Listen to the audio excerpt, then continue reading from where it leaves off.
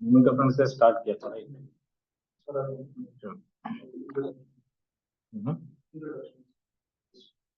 चलो ठीक। Moment of inertia का जो कैलकुलेशन वाला पार्ट है वो आज हम लोग को करना है, ठीक है?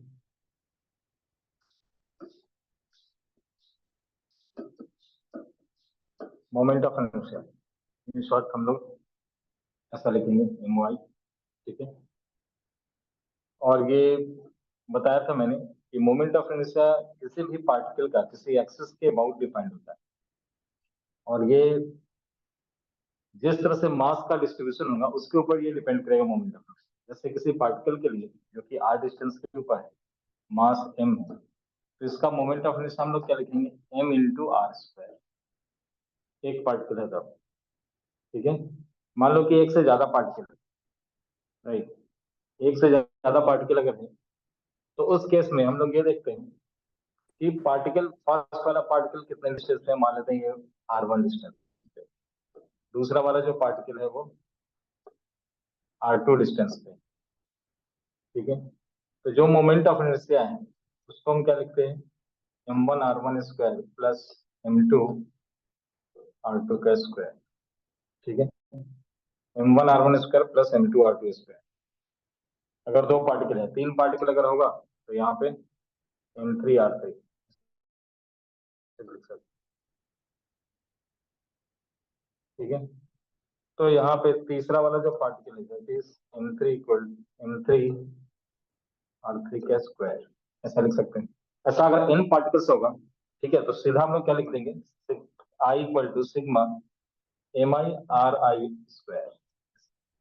I की वैल्यू 1 से लेकर के n, ऐसा लिख, यानी कि मासेस अगर डिस्क्रीट है, अलग अलग है, तो हम लोग मोमेंट ऑफ इनर्शिया को इस तरह से लिख सकते हैं, ठीक है, mi/ri स्क्वायर। लेकिन अगर कंटिन्यूअस ऑब्जेक्ट हुआ तो उसी केस में ये जो समेशन का टर्म है वो समेशन का टर्म इंटीग्रेशन के टर्म में कन्वर्ट हो जाए, और ये मास की जगह पे हम लोग स्मॉल मास डीएम लेते हैं। जैसे एग्जांपल के लिए, अगर मैं मुझे किसी रॉड का मोमेंट ऑफ इनर्शिया निकालना है, सपोज दैट ये रॉड है, रॉड का मोमेंट ऑफ इनर्शिया, सबसे पहले हम लोग क्या देखते हैं, सबसे पहले हम देखते हैं कि एक्सिस कहाँ पे है। तो एक्सिस इसका किधर में लेने का है, बीच में भी ले सकते हैं, तो सेंटर ऑफ मास के अबाउट इसका मोमेंट ऑफ इनर्शिया कैलकुलेट हो सकता है, या फिर एंड के ऊपर भी ले सकते हैं, ठीक है? तो सेंटर ऑफ मास के अबाउट अगर मुझे कैलकुलेट करना हो तो क्या करेंगे, पहले एक्स डिस्टेंस के ऊपर एक छोटा सा स्ट्रिप ले लेते हैं, dx, और इस dx का जो मास है यही dm। तो पहले हमें कैलकुलेट करना पड़ेगा क्या, कि l लेंथ का मास m है, 1 यूनिट का मास m/l, तो dx यूनिट का मास कितना है, m/l इंटू dx, ये हो जाएगा dm, ये हो जाएगा dm, ठीक है? ये हो चुका है dm। तो dm का जो वैल्यू है वो है m/l इंटू dx। dm का कैलकुलेशन हमने कर लिया। अब इसको इंडिपेंडेंट मास, मतलब ऐसा कि ये एक एक्सिस है और इधर में एक छोटा सा मास dm, कितने डिस्टेंस पे, x डिस्टेंस। तो बताओ इसका हम लोग कैसे लिखते हैं moment of inertia, di small है इसलिए equal to dm into x का स्क्वायर, ऐसा लिखते हैं इस स्मॉल एलिमेंट का, ठीक है? तो इस स्मॉल एलिमेंट का अगर हमने ऐसा लिखा और उसी में इसको इंटीग्रेट कर दें, एक्स का प्रॉपर लिमिट अगर डाले इधर में, ये एक्सिस है, ये वाला इंड -l/2 है, ये वाला l/2 है, तो इंटीग्रेशन जो हम डालेंगे तो -l/2 से l/2 तक, यानी कि मोमेंट ऑफ इनर्शिया जो स्मॉल आया है इस एलिमेंट का, di equal to dm into x square, dm into x square, और इसका इंटीग्रेशन करना, समेशन का मतलब है एलोंगेटेड एस, यहाँ पे इंटीग्रेशन, ठीक है? अब dm का कैलकुलेशन हम लोग कर चुके हैं, m/l into x square into dx, m/l dx dm है और एक्स स्क्वायर पहले से था, कहाँ से कहाँ तक, तो -l/2 से l/2, ठीक है? अब इधर में जो m/l की वैल्यू है कांस्टेंट की तरफ बाहर निकालेंगे, ये हो चुका है x³ 3, कहाँ से कहाँ तक, -l/2 से l/2, 1/3 को भी कांस्टेंट की तरह हम बाहर निकाल सकते हैं। तो जो मोमेंट ऑफ इनर्शिया आई हो चुका है यहाँ पे, आई इक्वल टू m/l इंटू 3, और इधर में L3/8 माइनस ऑफ L3/8। क्या किया? तो L/2 को सब्स्टिट्यूट किया x की जगह पे, एक बार L/2 को, एक बार -L/2। तो ये कुछ ऐसा आ चुका है। आई की जो वैल्यू है वो कितना है? m into 3l/2 into L3/8। अब 2 से इसको काट देंगे हम 4 टाइम्स में, और ये L वाला भी L² हो चुका है, तो ml²/12। तो ये सेंटर ऑफ मास के अबाउट किसी भी रॉड का जो मोमेंट ऑफ इनर्शिया होना है वो होना है ml²/12। यह है सेंटर ऑफ मास का मोमेंट ऑफ इनर्शिया किसी भी यूनिफॉर्म रॉड का जिसका मास m है, लेंथ l है। ठीक है, तो m मास का रॉड और l लेंथ का रॉड अगर हमने लिया और सेंटर ऑफ मास के एक्सिस को रख दिया, मतलब इसके अबाउट रोटेशन करा रहे हैं, एक्सिस को बीच में रखा है, ठीक है, और इसके अबाउट अगर इसका रोटेशन करा रहे हैं इस रॉड का, तो इसका मोमेंट ऑफ इनर्शिया कितना है? ml²/12। ऐसे भी नोट पॉइंट एक करना है इधर में, कि सेंटर ऑफ मास के about he moment of inertia minimum होता है। यानी कि जस्ट लाइक ये, जैसे हम लोगों ने पीछे वाले चैप्टर यानी कि फोर्स वाले चैप्टर में ये देखा था कि ऑब्जेक्ट का मास अगर जितना ज्यादा है, इनर्शिया ऑब्जेक्ट के अंदर जितना ज्यादा है, उसके ट्रांसलेशन मोशन में चेंज लाना उतना ही मुश्किल है। ठीक है, mass is the measure of inertia, हमने ये पढ़ा। तो अगर ज्यादा हेवी ऑब्जेक्ट तो उसको डिस्प्लेस करना या फिर उसके पोजीशन में चेंज लाना उतना ही मुश्किल। उसी तरह से अगर किसी ऑब्जेक्ट का मोमेंट ऑफ इनर्शिया ज्यादा है तो उसके रोटेशनल मोशन में चेंज लाना उतना ही मुश्किल। ठीक है, तो मोमेंट ऑफ इनर्शिया जहां पे कम होगा वहां पे आसानी से रोटेट कराया जा सकता है। तो सबसे आसान रोटेशन कहाँ पे हो सकता है? सबसे आसान रोटेशन होगा सेंटर ऑफ मास के अबाउट। सेंटर ऑफ मास के about moment of inertia minimum होता है, लिखना है तो नोट करके लिख लेना। Moment of inertia is minimum about the centre of mass. ठीक है, सेंटर ऑफ मास के अबाउट मोमेंट ऑफ इनर्शिया की वैल्यू मिनिमम। ठीक है, अब वो मिनिमम वैल्यू कितनी है तो यहाँ से हम कैलकुलेट कर सकते हैं इस चीज को। अगर किसी ने कहा होता कि नहीं मुझे एंड के अबाउट कैलकुलेट करना है, सेम मेथड से चलते, एक्सेस को यहाँ पे रखते, सबसे पहले हमें एक्सेस डिसाइड करना होता है।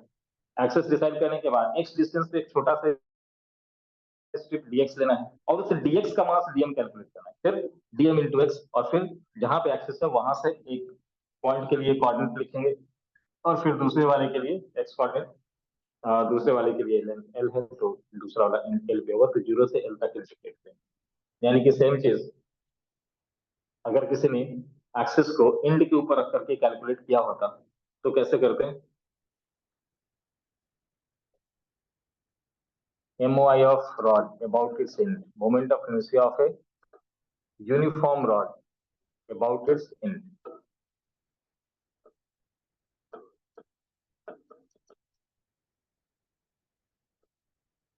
एंड पॉइंट के अबाउट अगर हमें मोमेंट ऑफ इनर्शिया निकालना है तो क्या करेंगे? सबसे पहले एक रॉड को ड्रॉ करेंगे ऐसे, और एंड पॉइंट के ऊपर एक्सिस को रख दिया हमने। ठीक है, अब एक्स डिस्टेंस पे एक छोटा सा स्ट्रिप ले लेते हैं dx का। ठीक है, ये जो छोटा सा एलिमेंट लिया ना, इसी का एलिमेंटल मास dm है। तो हमें ऐसे लिखना पड़ेगा कि l लेंथ के लिए मास m है, 1 यूनिट के लिए मास m/l है, तो dx यूनिट के लिए मास कितना होगा? m/l into dx। ये है dm, ये कंबाइंड रूप से क्या है? एक छोटा सा एलिमेंट, यानी कि ये कुछ ऐसा हो चुका है कि एक्सिस है और यहाँ से x डिस्टेंस के ऊपर एक छोटा सा मास dm है। वो dm कितना है वो हमने कैलकुलेट कर दिया।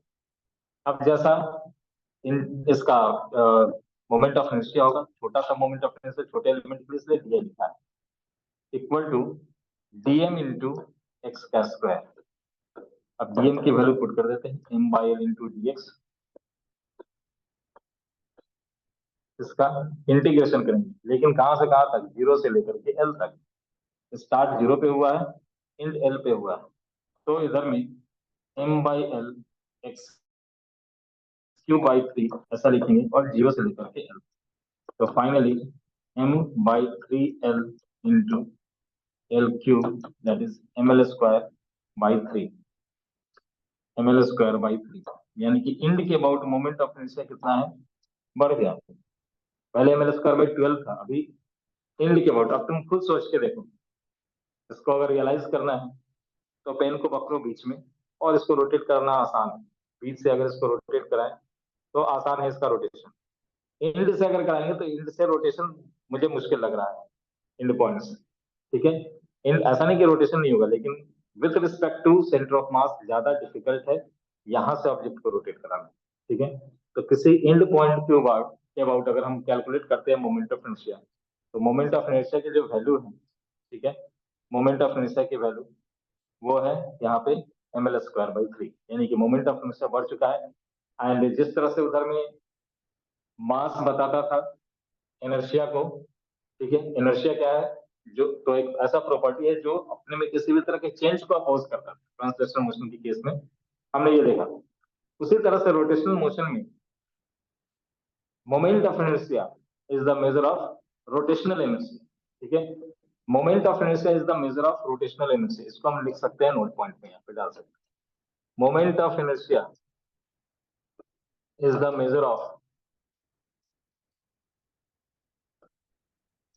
measure of rotational inertia।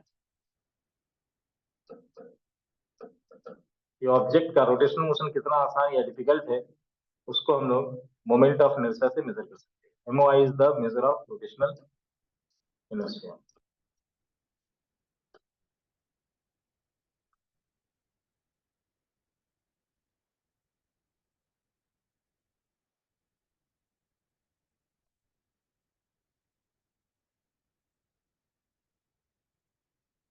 Is the measure of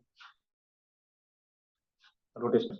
object का रोटेशनल मोशन कितना इजी या कितना टफ है, वो पूरी तरह से डिपेंड करेगा कि उसका जो MOI है, मोमेंट ऑफ इनर्शिया है, वो कितना आसान या कितना मतलब वैल्यू बड़ा अगर है तो ऑब्वियसली उसके रोटेशनल मोशन में चेंज लाना मुश्किल होगा, और अगर वैल्यू छोटा है तो रोटेशनल मोशन में चेंज लाना आसान होगा।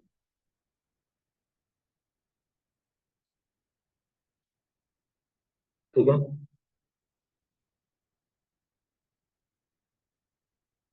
ये यूनिफॉर्म रॉड का है, MOI ऑफ यूनिफॉर्म रॉड लिख देना। अबाउट इट्स इंड, इंड के अबाउट यूनिफॉर्म रॉड का मोमेंट ऑफ इनर्शिया हमने कैलकुलेट किया। ठीक है, तो पहली बार में हमने लोगों ने कैलकुलेट किया था moment of inertia about centre of mass rod का।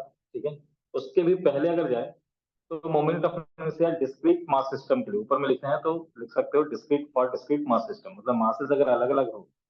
ठीक है, तो हमें क्या करना है, सबसे पहले एक्सिस से देखना है कि पहला वाला मास कितने डिस्टेंस पे है, तो m1r1 स्क्वायर, दूसरा वाला मास कितने डिस्टेंस पे है तो m2r2 स्क्वायर, तीसरा वाला मास कितने डिस्टेंस पे है तो m3r3 स्क्वायर। इस तरह से हमें कैलकुलेशन करना है।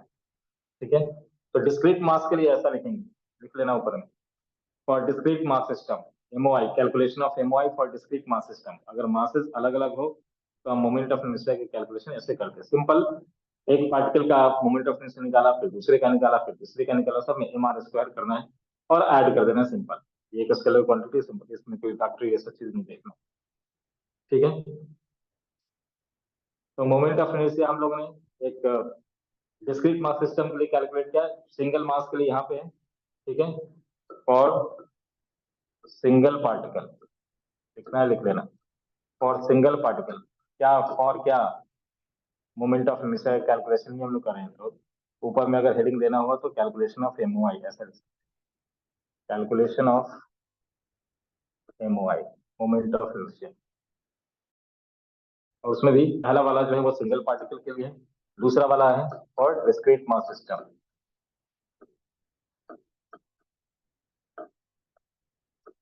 मतलब अलग अलग अगर मासेस हो तो उस केस में हम लोग इंडिविजुअल कैलकुलेशन करके सिंपल एडिशन कर देते हैं, सिग्मा, सिग्मा ऑपरेट होता है।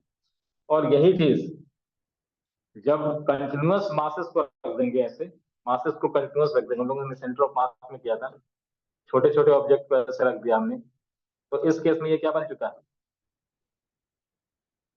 ये बन चुका है क्या, क्या बन चुका है, ये एक रॉड बन चुका है पूरा। पूरा का पूरा एक रॉड बन चुका है।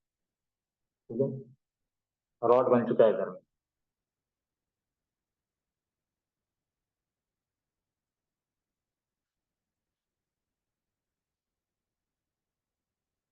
ठीक है यहाँ तक।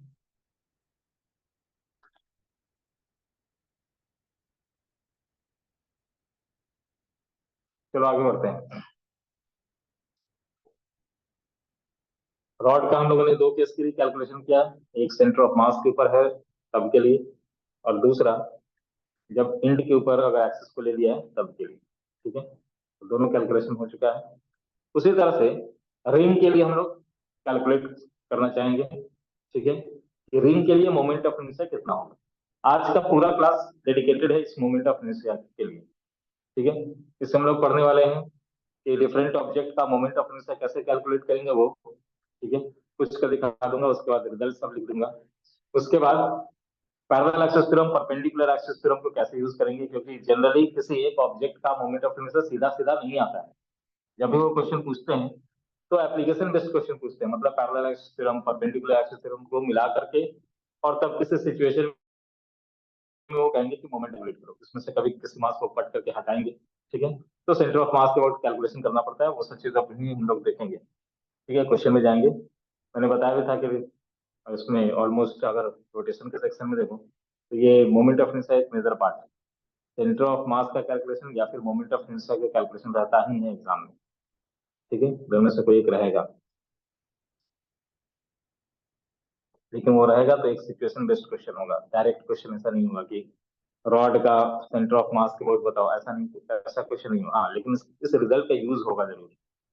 ठीक है, तो अब ये आते हैं हम लोग मोमेंट ऑफ इनर्शिया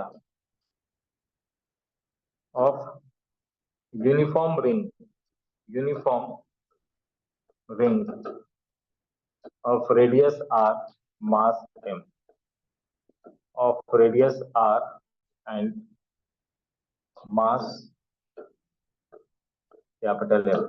ठीक है, ऐसा है, रेडियस r है, मास कैपिटल M। ठीक है, तो इस केस में हम लोग इसका मोमेंट ऑफ इनर्शिया कैसे निकालेंगे, और जो मोमेंट ऑफ इनर्शिया हम लोग निकाल रहे हैं वो सेंटर ऑफ मास के अबाउट निकाल रहे हैं। मैंने बताया भी कि सेंटर ऑफ मास के about he moment of inertia सबसे कम होता है। अगर तुमसे ये पूछे कि सबसे कम मोमेंट ऑफ इनर्शिया का मतलब क्या है, फिजिकल सिग्निफिकेंस क्या है, तो हम ये कहेंगे कि मोमेंट ऑफ इनर्शिया जहां पे कम होगा उसके अबाउट, उस पॉइंट के अबाउट अगर हम एक्सेस को रखेंगे तो ऑब्जेक्ट को रोटेट कराना आसान होगा। जहां पे सबसे कम है मोमेंट ऑफ इनर्शिया जिस पॉइंट के अबाउट, उस पॉइंट के अबाउट ऑब्जेक्ट का रोटेशन सबसे इजी होता है। मैंने एग्जांपल भी दिया कि रॉड को अगर हम बीच से ऐसे रोटेट कराएं, ऐसे अगर रोटेट कराते हैं बीच से तो रोटेशन आसान है, लेकिन एंड पॉइंट पे अगर जाएंगे तो रोटेशन इसका मुश्किल है। ये नहीं कहा कि रोटेशन नहीं होगा, तो ये कैलकुलेशन भी यही बता रहा है। ml²/3 है किसके अबाउट, एंड के अबाउट, और बीच के अबाउट अगर कैलकुलेट कर देते हैं ml²/12, जितना बड़ा क्वांटिटी नीचे में डिवीजन में होगा ये ओवरऑल क्वांटिटी उतना छोटा होगा। ठीक है, तो ये वाला ml²/12 छोटा है विद रिस्पेक्ट टू ml²/3। ठीक है, तो एंड के अबाउट रोटेट करना मुश्किल है with respect to centre of mass के अबाउट। तो यहाँ पे भी कैलकुलेशन जो हम लोग रिंग का कर रहे हैं वो सेंटर ऑफ मास के अबाउट ही कर रहे हैं। ठीक है, यानी कि सेंटर ऑफ मास, कोई रिंग को अगर इस प्लेन में रखा है तो सेंटर ऑफ मास इसका बीच में होगा। ये हम लोगों ने सेंटर ऑफ मास वाले चैप्टर में पढ़ा था, जो भी यूनिफॉर्म ज्योमेट्री होता है उसका सेंट्रॉइड उसका सेंटर ऑफ मास होता है। ठीक है, अगर कोई थ्रेड ऐसे लगाएंगे हम लोग इधर में तो बीच में थ्रेड को ऐसे पकड़ेंगे तो हम बैलेंस कर सकते हैं इसको, राइट। तो इसके अबाउट मतलब रिंग इसके अंदर है और इसके परपेंडिकुलर प्लेन में, मतलब ऐसे जैसे प्लेन को ले जा रहा हूं मैं, यहाँ पे मुझे एक्सिस को रखना है। अगर हमने एक्सिस को यहाँ पे रखा तो उस केस में क्या होगा, उस केस में तो इधर से हम लोग कहीं पे भी जितने सारे मासेस है, देखो यहाँ पे जो भी मासेस है वो सब इक्वल डिस्टेंस पे आर पे ही सिचुएटेड है कि नहीं। सब मास आर पे ही, जो भी छोटा मास कट करोगे रेडियस आर पे ही मिलेगा, क्योंकि मास का अरेंजमेंट अगर इस रेडियस के लॉन्ग यूनिफॉर्म अगर अरेंजमेंट होता है तो रिंग बन जाता है, राइट। तो रिंग के केस में जो भी हमने मास कट किया है इधर में, ठीक है, वो कहाँ पे है, आर डिस्टेंस पे सिचुएटेड। तो एक छोटा सा मास जो हमने कट किया है उसको डीएम लिख दिया हमने। अब क्या करूंगा, integration of dm into r square, integration d I equal to integration of dm into r square. अब dm क्या है, dm dm है छोटा सा मास, ठीक है। अब बताओ ये यूनिफॉर्म है, ये सब एक जैसा मास यहाँ पे अरेंज किया गया है, तब जाकर के ये पूरा रिंग बना है। अब तुमसे ये कहा जाए कि इस डीएम का इंटीग्रेशन अगर मैं डायरेक्टली एम लिख दूं तो किसी को कोई दिक्कत है? होना नहीं चाहिए दिक्कत। तो तुम पूछ सकते पहले वाले में डीएम को एम क्यों नहीं लिखा, नहीं लिख सकते थे यहाँ पे, क्योंकि ये वाला डीएम अलग पोजीशन पे है, डीएक्स यहाँ जो डीएक्स लेंगे वो अलग पोजीशन पे होगा। लेकिन इस वाले सिचुएशन में हम लिख सकते हैं कि हर छोटा एलिमेंट इक्वल डिस्टेंस पे है, आर पे है। तो अगर मैंने डीएम का इंटीग्रेशन कर दिया, छोटे से एलिमेंट को छोटे छोटे एलिमेंट को अगर जोड़ा, इंटीग्रेशन का मतलब होता है समेशन, मैंने बार बार कहा ये एलोंगेटेड एस है, ठीक है। एस को पकड़ के खींच दिया गया, एस फॉर समेशन, तो समेशन से इंटीग्रेशन आता है, राइट। तो छोटे छोटे मास को अगर हमने ऐड कर दिया तो ये बन जाएगा कैपिटल एम। तो इसमें कुछ करना नहीं पड़ता, रेडियस तो सबका कांस्टेंट ही वो सारे एलिमेंट के लिए। तो आर बाहर आ गया, इंटीग्रेशन ऑफ डीएम, और डीएम का इंटीग्रेशन हम लोग कैपिटल एम। यहाँ पे ऐसा कर सकते हैं क्योंकि सारे छोटे एलिमेंट्स एक ही डिस्टेंस पे सिचुएटेड। इससे पहले वाले में हम डीएम को एम नहीं लिख सकते थे। क्यों? क्योंकि यहाँ पे ये वाला डीएक्स अलग डिस्टेंस पे है, ये वाला डीएक्स अलग डिस्टेंस पे, आगे वाला डीएक्स अलग डिस्टेंस पे होगा, ठीक है। तो ये सब अलग अलग डिस्टेंस पे सिचुएटेड है, ठीक है। लेकिन इस वाले केस में जितने सारे एलिमेंट, छोटे एलिमेंट हमने कट किए हैं, ठीक है, जितने सारे छोटे एलिमेंट कट किए हैं वो सब के सब इक्वल डिस्टेंस आर पे है, आर पे अरेंज। तो इस केस में हम लोग आर स्क्वायर इंटू डीएम ऐसा लिख सकते हैं। और ये डी आई का इंटीग्रेशन आई बन चुका है, I equal to M are square, ऐसा लिखेंगे, I equal to M are square, ठीक है। तो I equal to M are square,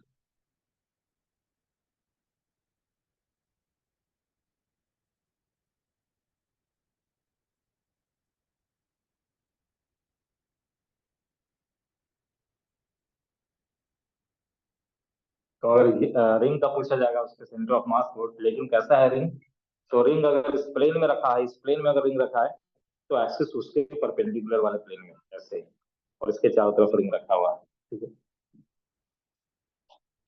तो ये है moment of inertia of uniform ring, जिसका रेडियस और टोटल मास। अब आते हैं हम लोग सेंटर ऑफ मास के बहुत ही कैलकुलेट करेंगे डिस्क के लिए। एमओआई ऑफ यूनिफॉर्म डिस्क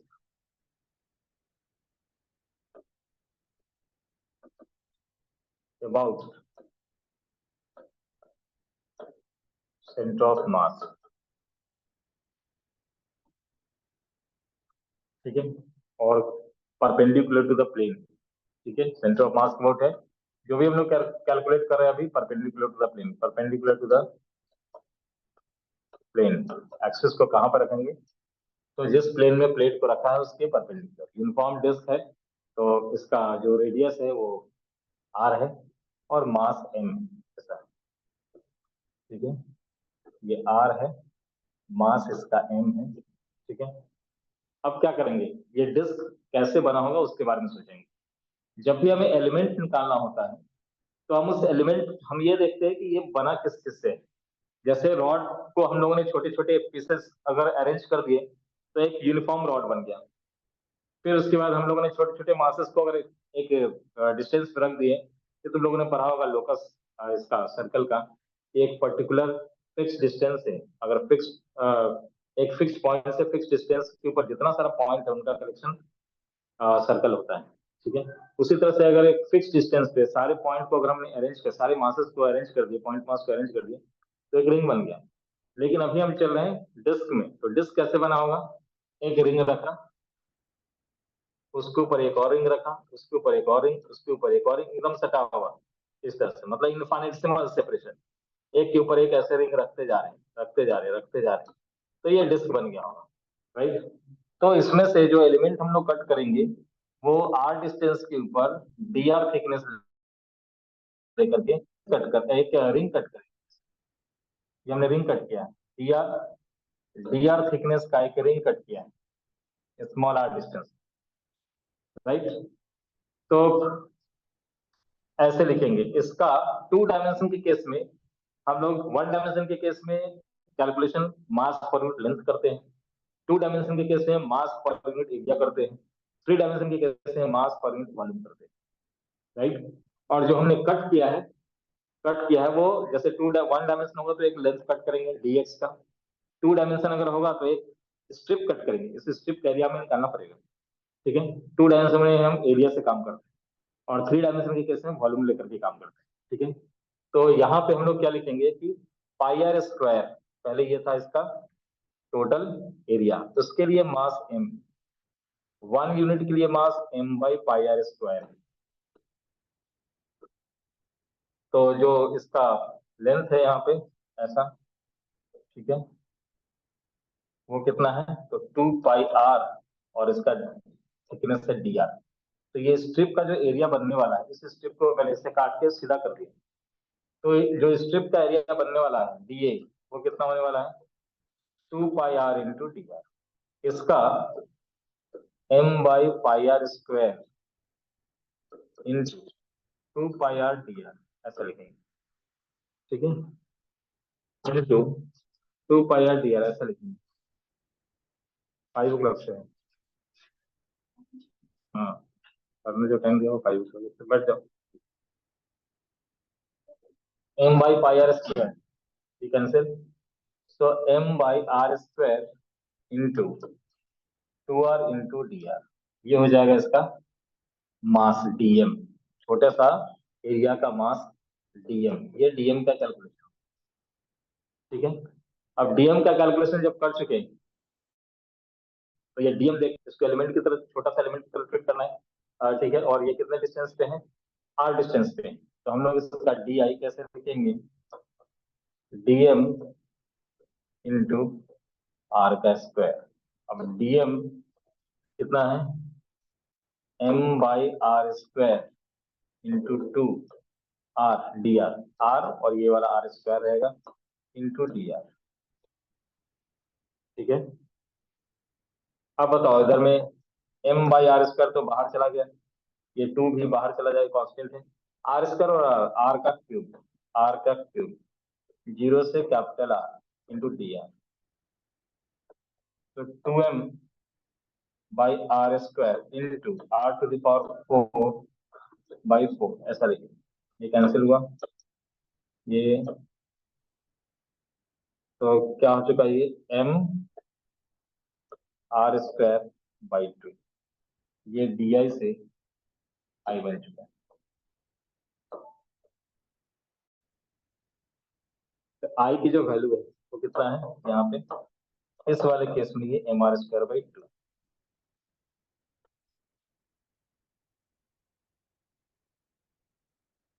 आई की जो वैल्यू है वो है M R square by two, ठीक है। तो आई इक्वल टू है M R square by two,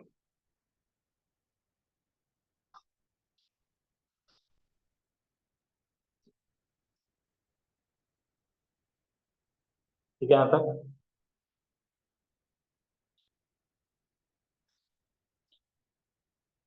I की वैल्यू है M R square by to,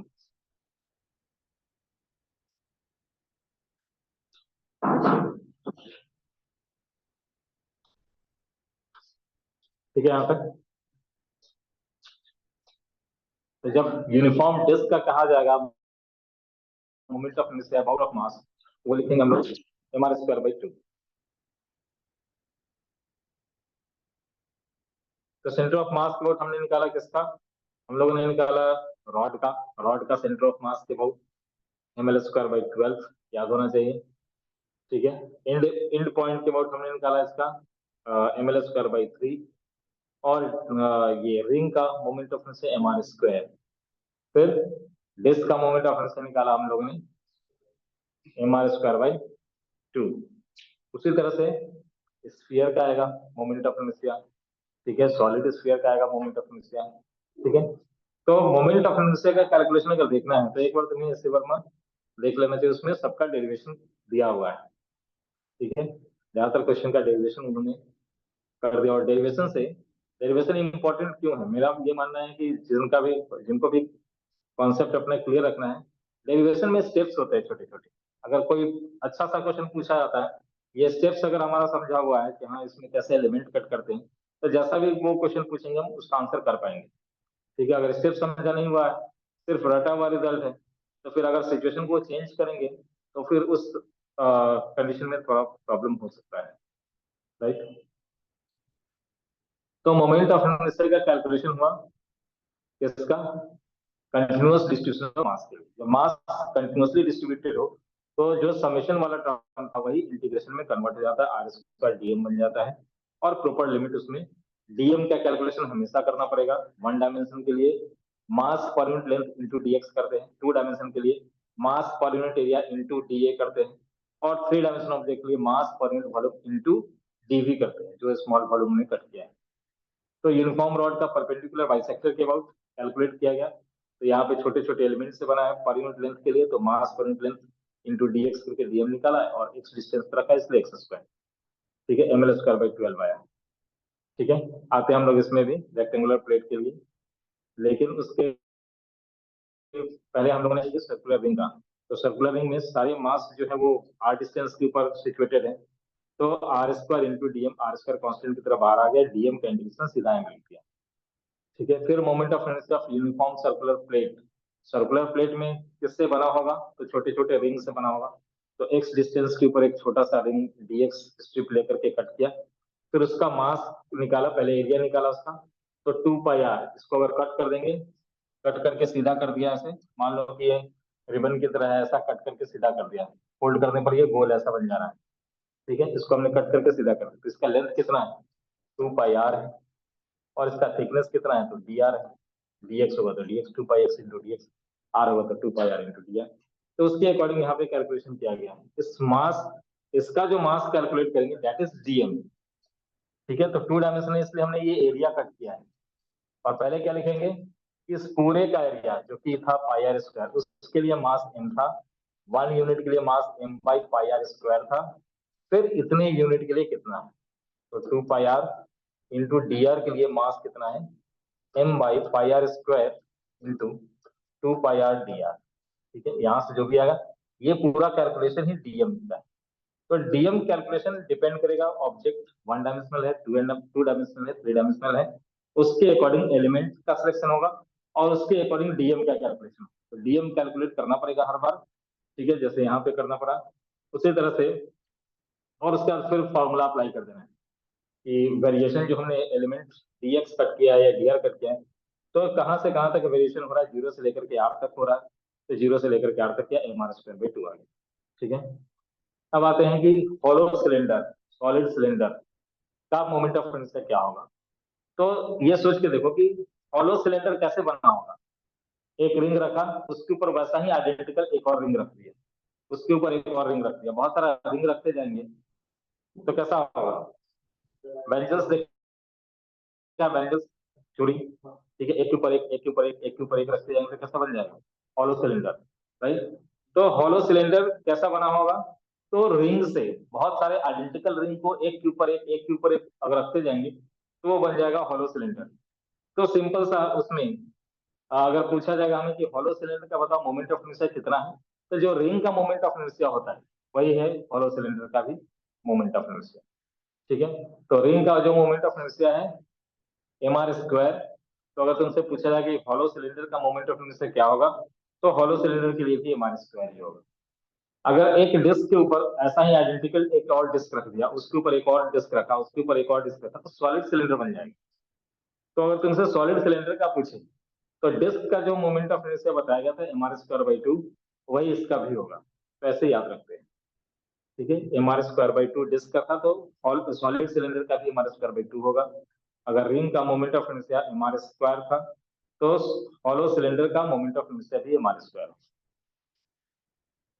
अब आते हैं बीच में जो छोड़ा हम लोगों ने, कि कोई रेक्टेंगुलर प्लेट अगर है तो उसका मोमेंट ऑफ इनर्शिया क्या होगा। ठीक है, तो मोमेंट ऑफ इनर्शिया अगर किसी रेक्टेंगुलर प्लेट का हमें निकालना है, ठीक है, moment of inertia of a uniform rectangular plate,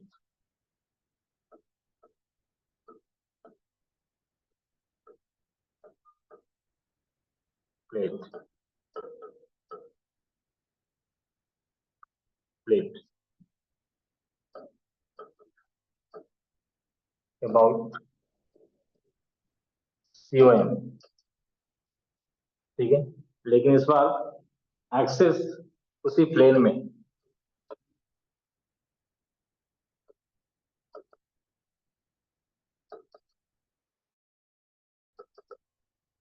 same plane में, लेकिन सेंटर ऑफ मास से जा रहा है, ठीक है। जैसे रॉड के लिए याद करो, रॉड के लिए रॉड ऐसा था, तो इसी प्लेन में हम लोगों ने जिस प्लेन में रॉड को रखा है उसी प्लेन में एक्सेस को लिया था, सेंटर ऑफ मास से पास करता हूँ, ठीक है। इस बार क्या है, एक रेक्टेंगुलर प्लेट, एक रेक्टेंगुलर प्लेट है ऐसा कुछ, ये इसका लेंथ है, ये इसका विड्थ है, ठीक है। अगर किसी ने कहा मुझे कि चलो इसी प्लेन में रखना है, एक्सेस को इसी प्लेन में रखना है लेकिन सेंटर ऑफ मास से पास करते हो, ठीक है। और इधर से x डिस्टेंस पे हम लोगों ने एक छोटा सा स्ट्रिप ऐसे कट कर दिया dx का, इसका dx का, ठीक है। dx का अगर एक लेंथ कट कर दिया हम लोगों ने ऐसा, तो इसका जो एरिया होगा वो हम, क्योंकि 2 डायमेंशन है इसलिए हमें एरिया लिखना पड़ेगा, ठीक है। और ऐसा लिखेंगे कि टोटल जो एरिया है L इंटू बी, इसके लिए मास m यूनिट है, 1 यूनिट के लिए मास m/lb है, और जो हमने कट किया है यहाँ पे x डिस्टेंस पे dx स्ट्रिप लिया है, तो इसका एरिया कितना होगा, तो वो हम, क्योंकि 2 डायमेंशन है तो हमें इसका एरिया से काम करना पड़ेगा। तो इधर में लेंथ इसका b है और इसका जो थिकनेस है वो dx है, तो b इंटू डी एक्स, ये इसका क्या बन चुका है, b इंटू डी एक्स, ये इसका एरिया बन चुका है। तो m/lb into b into D x, ऐसा लिखेंगे, b से b cancel, m/l into D x, ये इसका मास dm बन चुका है, राइट। अब इसका इंटीग्रेशन जो हम लोग करेंगे, एक्सेस तो हमने ऐसे लिया था, ठीक है। तो एक्सेस अगर ऐसे लिया था, ये वाला लेंथ -l/2 पे है, ये और ये वाला l/2 पे है, तो इंटीग्रेशन करते समय जब डी हम लोग लिखेंगे ऐसे, ठीक है, तो क्या लिखेंगे कि जो एलिमेंट था यहाँ पे dm, वो x डिस्टेंस पे था, तो x² into D x, right. और x की वैल्यू को हम लोग अभी x² रहने देंगे, x², और dm की जगह पे m/l इंटू डी एक्स, ठीक है। इसका इंटीग्रेशन करेंगे कहाँ से कहाँ तक, -l/2 से l/2 तक, ऐसे। तो ये m/l बाहर आ चुका है, x³/3 ऐसा होगा, और -l/2 से l/2, अगेन m/l को हमने बाहर निकाले, 3 को भी बाहर निकाल दिया, कांस्टेंट टर्म है, l x³ है, उसमें एक बार l/2 पुट किया जाएगा, l/2 का क्यूब माइनस -l/2 का क्यूब, ठीक है। तो ये कितना हो चुका है, 2l/8। तो यहाँ से m into 2l³/8 divided by 3l, l से ये कैंसिल हो जाएगा और 2 से ये कैंसिल, तो ml²/12, जैसा रॉड का होता है वैसा ही है। तुम खुद सोच के देखो, बहुत सारे रॉड को रखते जाएंगे तो क्या ये नहीं बनेगा, बनेगा। तो जैसा रॉड का होता है बिल्कुल वैसा ही है, ठीक है।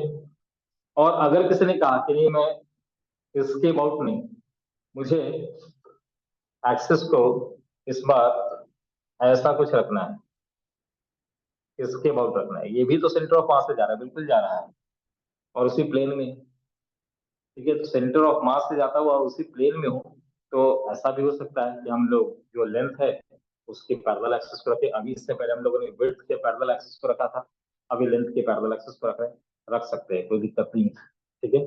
तो यहाँ पे हम क्या करेंगे, एक छोटा सा एलिमेंट ऐसे करेंगे, कट करेंगे y के लॉन्ग, ये हमने कट किया, ठीक है। y डिस्टेंस के ऊपर एक छोटा सा एलिमेंट हमने ले लिया, dy कोई दिक्कत वाली बात है नहीं, ठीक है। अब यहाँ से l इंटू बी के लिए मास m है, 1 यूनिट के लिए m/lb है, तो फिर इसका लेंथ कितना हो जाएगा, तो ये लेंथ l था, और ये dy हमने कट किया है, area l into dy, so m/l l b into l into d y, ऐसा। ठीक है, से l cancel, m into d y by d, m into d y by b. ये डीएम का वैल्यू है। वापस से उसी तरह से कैलकुलेशन होगा। ये डीएम है, तो डीआई के लिए क्या लिखूंगा, डीएम इंटू वाई का स्क्वायर। ठीक है, तो डीएम का value m by b into d y into y का स्क्वायर, और कहाँ से कहाँ तक, तो इसके लॉन्ग, वाई के लॉन्ग लेना है, कहाँ से, माइनस बी बाई टू से बी बाई टू। तो सेम चीज रहेगा यहाँ पे, माइनस बी बाई टू से बी बाई टू। रिजल्ट बिल्कुल सेम आना है, m into b square by 12 आना है। ठीक है, अब तुम खुद सोच के देखो कि ऐसे अगर रॉड को हमने ऐसे अरेंज किया तो क्या हम लोग मोमेंट ऑफ इनर्शिया नहीं निकाल सकते? तो ऐसे रॉड को अगर अरेंज करें तो जो होना चाहिए मोमेंट ऑफ इनर्शिया वही एम बी स्क्वायर बाई 12, और एक बार एम एल स्क्वायर बाई 12। तो एक्सेस को कैसे लेते हैं उसके ऊपर डिपेंड करता है मोमेंट ऑफ इनर्शिया, क्योंकि मोमेंट ऑफ इनर्शिया पूरी तरह से ये बताता है कि मास कैसे इसके ऊपर डिस्ट्रीब्यूटेड है। ठीक है, मास का डिस्ट्रीब्यूशन जैसा होगा, तुमने नोटिस किया या नहीं किया, रिंग का मोमेंट ऑफ इनर्शिया अभी तक सबसे ज्यादा जो मोमेंट ऑफ इनर्शिया है वो रिंग का है। क्यों है, तुम खुद सोच के देखो, सोचो इसके ऊपर। क्योंकि रिंग के ऊपर जो भी मास है वो सबसे जो ज्यादा डिस्टेंस है आर रेडियस, उसके ऊपर डिस्ट्रीब्यूटेड, सारा मास ऐसे डिस्ट्रीब्यूटेड है, सारा मास। और हम लोगों ने कैसे किया था moment of inertia point mass के लिए, एम इंटू एक्स का स्क्वायर। और ये एक्स अगर मैक्सिस पे है, सब अगर सरकमफ्रेंस के ऊपर ही अगर सारा मास डिस्ट्रीब्यूटेड है तो इसका तो होना चाहिए सबसे ज्यादा, और है भी, एम आर स्क्वायर है इसका मोमेंट ऑफ इनर्शिया। बाकी सबके में डिवीजन में कुछ ना कुछ है, इधर में नहीं है डिवीजन। तो सबसे ज्यादा जो मोमेंट ऑफ इनर्शिया है वो किसका है, तो रिंग का है मोमेंट ऑफ इनर्शिया सबसे बड़ा। ठीक है, यानी कि रिंग को रोटेट कराना उतना ही मुश्किल है सेंटर ऑफ मास का। ऐसे तुम खुद सोच के देखो, रिंग के सेंटर में कुछ है ही नहीं कनेक्टिविटी, तो रिंग को रोटेट करना उतना ही मुश्किल है सेंटर पे। ठीक है, क्लियर यहाँ तक? चलो कुछ का मैं लिख दे रहा हूँ। ठीक है, जैसे हॉलो सिलेंडर का मोमेंट ऑफ इनर्शिया क्या होगा, तो याद रखना है हॉलो सिलेंडर किससे बना है, तो बहुत सारा रिंग रखते जाएंगे तो हॉलो सिलेंडर बन जाएगा। तो रिंग का जो मोमेंट ऑफ इनर्शिया है वही हॉलो सिलेंडर का मोमेंट ऑफ इनर्शिया। तो एमओआई ऑफ, एक पूरा का पूरा लिस्ट है, एलएन वाले मैथ में मैं दिखा दूंगा अभी। Moment of inertia of hollow cylinder about COM, COM के अबाउट। ठीक है, एक्सेस जो लेना है वो कैसे लेना है, सेंटर ऑफ मास के अबाउट लेना है। तो रिंग का जो मोमेंट ऑफ इनर्शिया होता है, मतलब हॉलो सिलेंडर कुछ ऐसा है, और हम लोगों ने इसके अबाउट, इसके अबाउट, ये एक्सेस को हमने ऐसे रखा है। ठीक है, तो इसका जो मोमेंट ऑफ इनर्शिया होगा, एक रिंग उसके ऊपर दूसरा रिंग उसके ऊपर दूसरा रिंग उसके ऊपर रिंग रखते जा रहे हैं, तो एम आर स्क्वायर। ठीक है, जो रिंग का होता है वही होगा। ठीक है, उसी तरह से moment of inertia of solid cylinder, solid cylinder about COM, वो कितना है, आई इक्वल टू, तो ये है M R square by centre of mass के पास।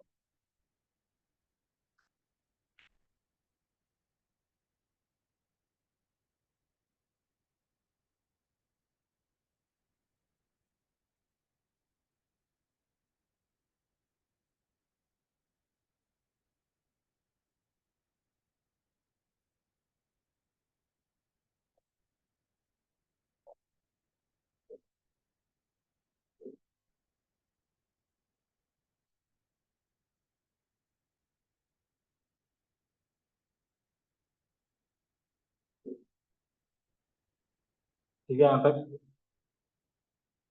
Clear?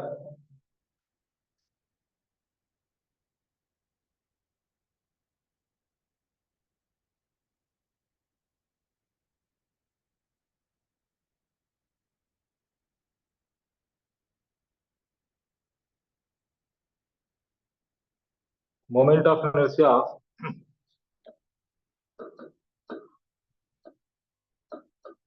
hollow sphere,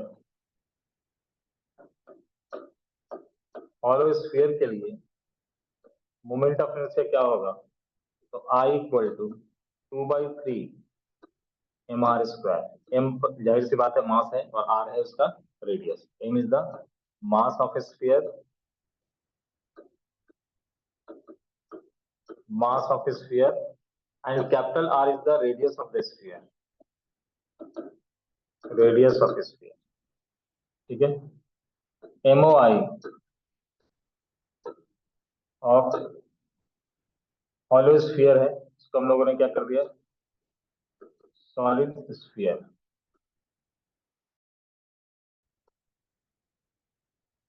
solid sphere, तो इस केस में हम लोग क्या लिखेंगे,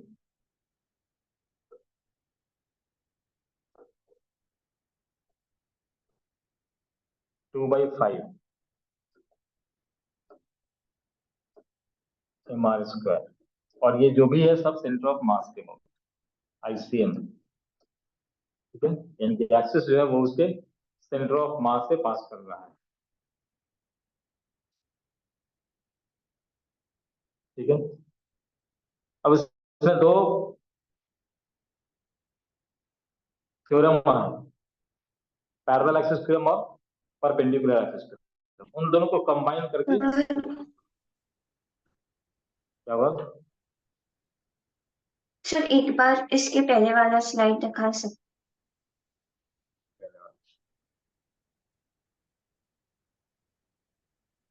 हाँ ठीक है सर।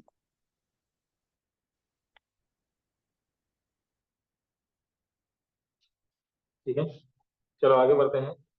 तो अभी हम लोग पैरेलल एक्सिस थ्योरम और परपेंडिकुलर एक्सिस थ्योरम ये दो थ्योरम अभी करेंगे, और उसके बाद फिर उन दोनों को मिक्स करके जो क्वेश्चंस पूछे जाएंगे या फिर कैसे क्वेश्चंस आएंगे वो सब चीज हम लोग देखेंगे। ठीक है, क्योंकि कोई जरूरी नहीं है कि हमेशा एक्सिस जो हो वो बीच में ही रहे ऐसे। ठीक है, एक्सिस को कोई कहे कि मैं यहाँ पे एक्सिस को लेकर के रोटेट कराना है मुझे एकदम मिड पॉइंट पे, मुझे कोई कहे कि मुझे L/4 पे एक्सिस को रखना है तब इसको रोटेट कराना है, ऐसा ऐसा रोटेशन। ठीक है, तो रोटेशन डिफरेंट टाइप का हो सकता है डिपेंडिंग कि हमने एक्सेस को कहाँ पे सिलेक्ट किया है। ठीक है, एक्सेस को जहां पे सिलेक्ट करेंगे उसके अकॉर्डिंग रोटेशन उसका अलग अलग होगा, और जहां पे जिसके अबाउट जनरली या ऐसा देखा गया कि सेंटर ऑफ मास के अबाउट ही अगर कैलकुलेट करते हैं तो मोमेंट ऑफ इनर्शिया सबसे कम आता है, इसलिए सबसे आसान जो ऑब्जेक्ट का मास है। ठीक है,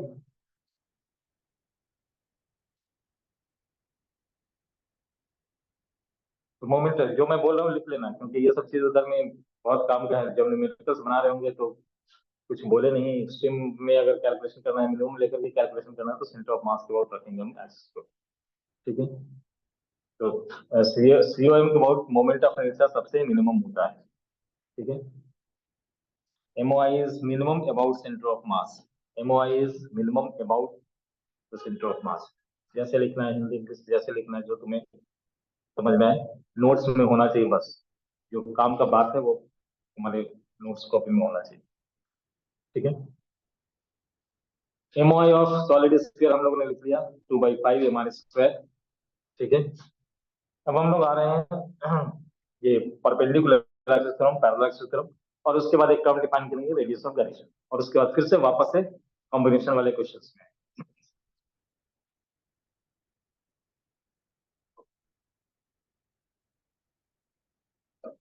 लिखो parallel axis theorem,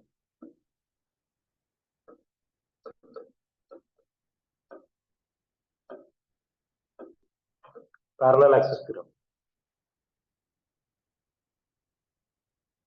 parallel axis theorem में क्या बताया गया कि अगर एक्सिस को हम किसी दूसरे पॉइंट पे शिफ्ट करते हैं, राइट, अगर एक्सिस को हम लोग किसी दूसरे पॉइंट पे शिफ्ट करते हैं, जैसे मान लो कि ये है सेंटर ऑफ मास के अबाउट, और उससे एक्स डिस्टेंस पे मैंने यहाँ पे या डी डिस्टेंस पे मैंने एक्सिस को शिफ्ट कर दिया, जैसे कह देंगे कि L/4 डिस्टेंस पे, मतलब इसका हाफ, L/2 का हाफ, हाफ डिस्टेंस पे एक्सिस को अगर रख करके, इस बार एक्सिस को हम बीच में नहीं ले रहे, यहाँ पे ले रहे हैं, ऐसे ले रहे हैं। तो इसके अबाउट अगर मुझे रोटेशन कराना है तो फिर कैसे लिखेंगे? तो सबसे पहले पैरेलल एक्सिस की हमें आईसीएम का पता होना जरूरी है, इंपॉर्टेंट पॉइंट लिख लेना। ठीक है, पैरेलल एक्सिस क्रम के लिए पहले हमें आईसीएम पता होना चाहिए। एनी हाउ आईसीएम अगर दे रखा है तो बहुत अच्छा है, रिजल्ट अगर याद है तो बहुत अच्छा है, नहीं किसी सिचुएशन में कैलकुलेट करना पड़ सकता है तो करना पड़ेगा। ठीक है, आईसीएम के बिना हम पैरेलल एक्सिस क्रम नहीं लगा सकते। तो आईसीएम अगर मुझे पता है और उसे डी डिस्टेंस पे मुझे इसके about moment of inertia I निकालना है, तो मैं ऐसे लिखूंगा आई इक्वल टू आईसीएम प्लस जो भी इसका मास है, रॉड का मास अगर एम है तो एम, इनटू डी डिस्टेंस पे रखा है तो डी का स्क्वायर। ठीक है, तो ICM plus m d square, ICM plus m d square, ये इसका मोमेंट ऑफ इनर्शिया होगा। चलो एक एग्जांपल ले लेते हैं कि मैंने रॉड का मोमेंट ऑफ इनर्शिया निकाला। ठीक है, कहाँ पे? तो सेंटर से, मतलब एल बाई फोर डिस्टेंस इधर में, एल बाई फोर पे अगर मैंने रखा, ये एल बाई फोर डिस्टेंस है, ये आईसीएम के अबाउट हमें पता है कि आईसीएम के about moment of inertia m l square by 12 होता है। ठीक है, बहुत अच्छा। अब मुझे निकालना है कि अगर इस पॉइंट के अबाउट मुझे मोमेंट ऑफ इनर्शिया पूछा जाए तो मैं क्या करूंगा? आईसीएम के about m l square by 12 plus कितने डिस्टेंस पे एम डी स्क्वायर, और डी का वैल्यू कितना है यहाँ पे? एल बाई फोर, तो एल बाई फोर का होल स्क्वायर। तो m l square by 12 plus m l square by 16 ऐसा लिखेंगे। फिर इधर में हम लोग एलसीएम ले सकते हैं, 48 हो जाएगा, और ये कितना? Four times four m l square, और इधर में कितना? 16 से थ्री एम एल स्क्वायर, तो फाइनली या 7/48 एम एल स्क्वायर, ये आ गया मोमेंट ऑफ। तो ये एक नया सिचुएशन में मोमेंट ऑफ इनर्शिया का कैलकुलेशन हुआ। किस सिचुएशन में? तो पैरेलल एक्सिस, अगर हमने एक्सिस को पैरेलली डी डिस्टेंस पे शिफ्ट कर दिया तो आईसीएम के अबाउट जो मोमेंट ऑफ इनर्शिया है plus of m d square करके हमें उस पर्टिकुलर पॉइंट के अबाउट मोमेंट ऑफ इनर्शिया को कैलकुलेट करना पड़ेगा।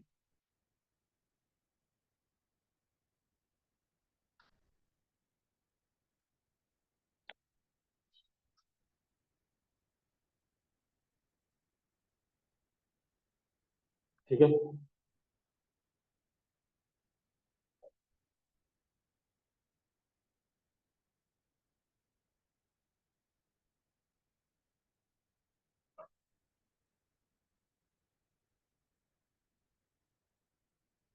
अब आते हैं हम लोग कुछ और सिचुएशन में। ठीक है,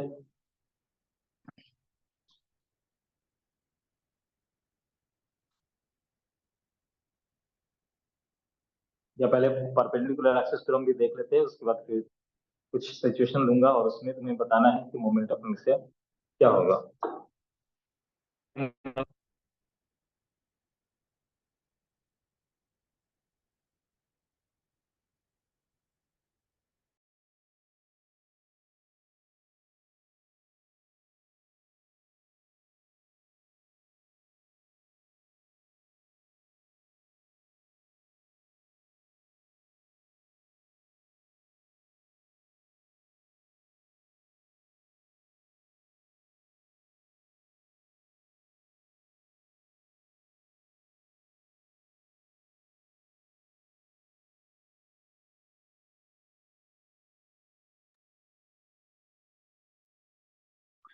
ठीक है, perpendicular axis theorem, perpendicular axis theorem कहाँ पे अप्लाई होगा? अच्छा, इसको कहाँ पे हम अप्लाई कर सकते हैं? तो इसको कोई भी डायमेंशन का ऑब्जेक्ट हो, वन डायमेंशनल हो, टू डायमेंशनल हो, थ्री डायमेंशनल हो, इसको आप लगा सकते हैं। लेकिन इधर में applicable only for two dimensional object, यानी कि लैमिनर ऑब्जेक्ट के लिए वैलिड है, जो ऐसे ऑब्जेक्ट के लिए वैलिड है जिसको हम एक प्लेन में रख सकते हैं। ठीक है, तो ये applicable only for two dimensional object, applicable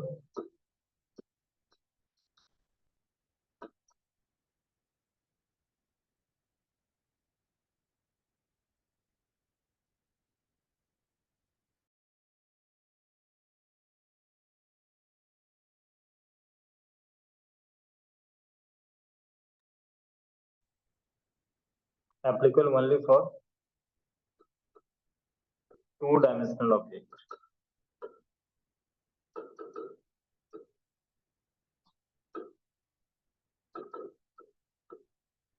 ठीक है, टू डायमेंशनल ऑब्जेक्ट के लिए ये वैलिड हो। जैसे है क्या, पहले वो देख लेते हैं। परपेंडिकुलर एक्सिस में क्या कहा गया, तो जैसे कोई ऑब्जेक्ट है जिसको इस प्लेन में रखा गया, रैंडम मैंने बना दिया, ठीक है, और ये कोई पॉइंट है उसके ऊपर, बहुत सारे पॉइंट के कलेक्शन से बना होगा ये ऑब्जेक्ट। तो ये एक पॉइंट है जिसका coordinate x comma y, right. एक बार हम एक्सिस को यहाँ पे रखेंगे, एक बार एक्सिस को यहाँ पे रखेंगे, और एक बार जेड एक्सिस का मतलब ये प्लेन जैसे है परपेंडिकुलर टू द प्लेन, उसके बाद जिसको मैं ऐसे दिखा रहा हूँ, ये जेड एक्सिस में दिखा रहा हूँ, परपेंडिकुलर टू द प्लेन मतलब इसके ऊपर परपेंडिकुलर ऐसा, ठीक है। तो perpendicular to the plane z axis. अब ये बताओ जेड एक्सिस, पहले हम लोग ये वाला एक्सिस लेते हैं, मतलब आई एक्स, फिर एक बार ये वाला एक्सिस लेंगे आई वाई।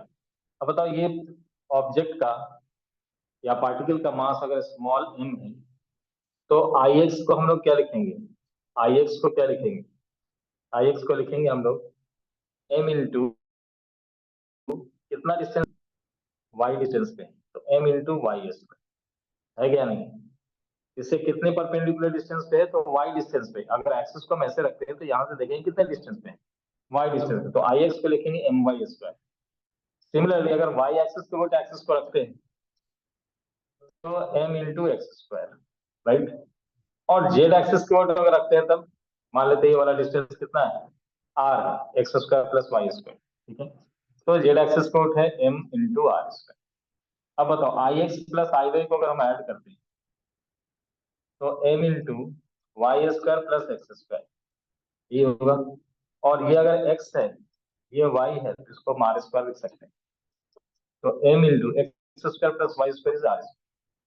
तो I x plus I Y equal to M are square, और एम आर स्क्वायर किसके इक्वल है, जेड के इक्वल, आई जेड।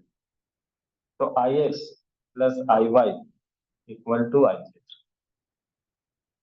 ठीक है, इक्वल टू आई जेड। यानी कि किसी भी दो एक्सिस के अबाउट जो मोमेंट ऑफ इनर्शिया है, उन दोनों का अगर सम करते हैं तो वो तीसरा जो डायमेंशन है उसके अबाउट मोमेंट ऑफ इनर्शिया के इक्वल होगा।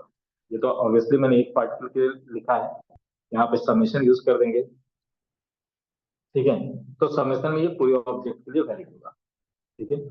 दिखाते हैं हम लोग एक पार्टिकल से और फिर सिग्मा ऑपरेट करके पूरे के लिए वैलिड बता दें, ठीक है। तो I x plus I Y equal to I Z, क्या हमेशा यही ठीक होगा, या फिर कोई दूसरे प्लेन में भी ले जा सकते हैं, बिल्कुल ले जा सकते हैं।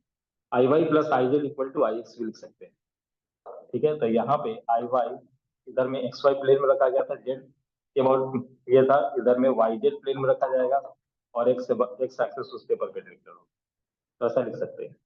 उसी तरह से अगर हम लोगों ने I Z plus I x ये लिखा तो इसको वाई के इक्वल कर, मतलब कोई भी दो एक्सिस का के अबाउट जो भी मोमेंट ऑफ इनर्शिया है उसका सम तीसरे वाले के मोमेंट ऑफ इनर्शिया के तीसरे तीसरे वाले एक्सिस के अबाउट मोमेंट ऑफ इनर्शिया के इक्वल हो, ठीक है। अब कहोगे कि ठीक से क्लियर नहीं हुआ, ये यूज क्या है इसका, ठीक है। तो यूज दिखाता हूं अभी। मान लो कि ये कोई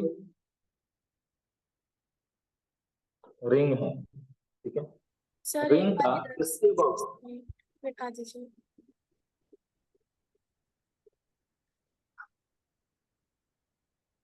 थैंक यू सर। अब मान लो कि ये कोई रिंग है, ठीक है, और रिंग के अबाउट हमें मोमेंट ऑफ इनर्शिया हमने कैलकुलेट किया है जेड एक्सिस के अबाउट, यानी कि अगर कोई ऐसा एक्सिस हम लेते हैं जिस प्लेन के परपेंडिकुलर, तो वो कितना आने वाला है, एम आर स्क्वायर, ठीक है। जेड एक्सिस के अबाउट ये आने वाला है मोमेंट ऑफ इनर्शिया। लेकिन मुझे कहा गया कि डायमीटर के अबाउट निकालो, मतलब अभी ऐसा नहीं रखना है परपेंडिकुलर, इसी प्लेन में रखना है एक्सिस को। यानी कि कोई अगर कोई है बोल देना ये,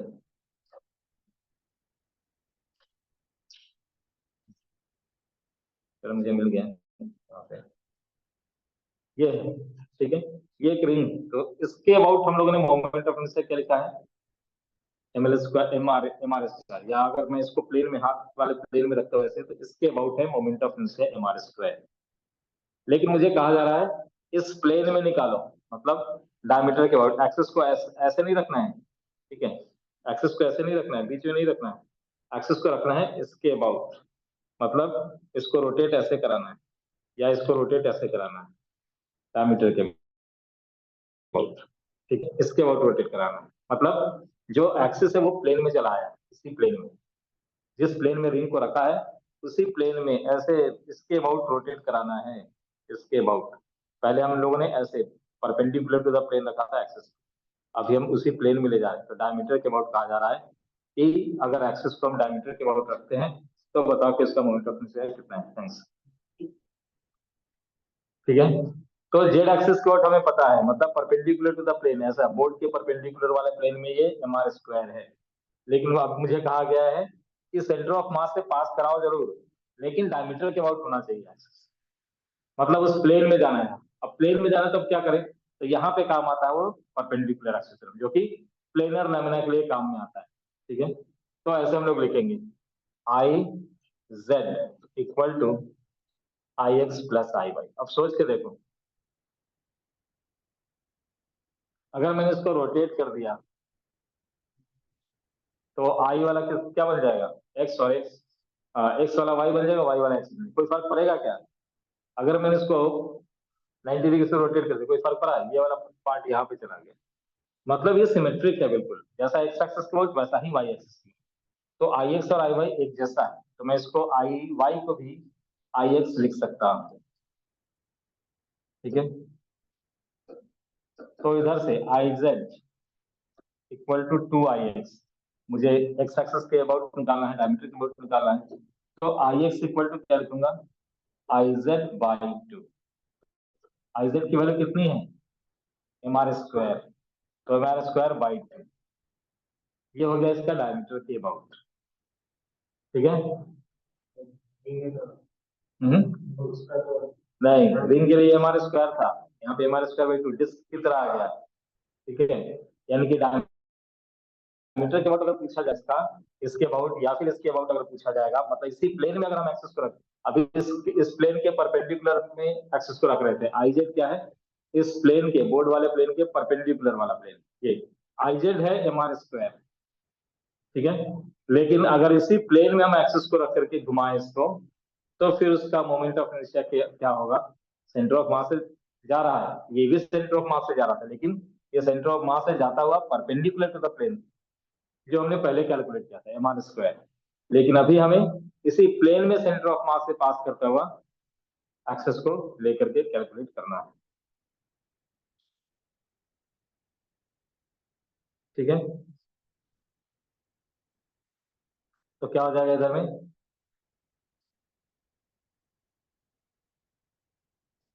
M are square by 2। Clear?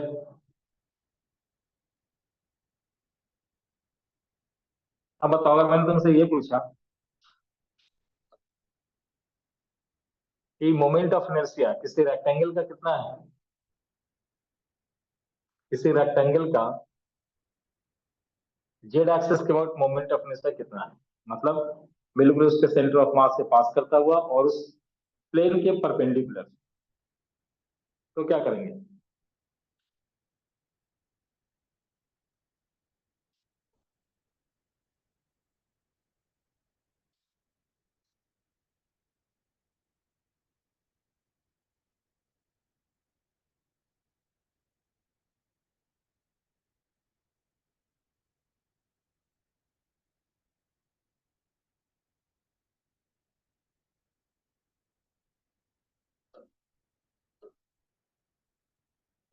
कैसे लिखेंगे,